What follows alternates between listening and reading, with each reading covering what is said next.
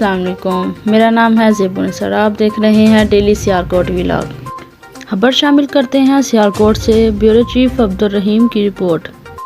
Punjab media ایسوسی ایشن of Pakistan محسن ندریس کے ایجوکیشنل انسٹی ٹیوٹ کا افتتاح کر دیا گیا، جس میں سیالکوٹ سے انجمن تاجران کے صدر شیخ عمر صاحب، اسٹینڈرڈز گروپ آف کالجز کے ڈائریکٹر ملک سید صاحب، انکم ٹیکس ڈپارٹمنٹ سے فاروق نیازی صاحب، رائل نیوز سے خالد صاحب، الشرق اخبار عتیق بیگ صاحب، نیا دور اخبار بیورو چیف معظم بن راشد صاحب، نائب صدر Pakistan federation of media council ماہر صداقت صاحب، صحافی علی سرور صاحب، professional photographer and software editor ایڈیٹر جسان کیسر صاحب، journalist news H D Imran صاحب، journalist news H D Moon Ali صاحب، P T V award winner Hafiz Imran Qadri صاحب اور ممتاز صاحب نے شرکت کی اور دعا کے ساتھ نیک خواہشات کا اظہار کیا۔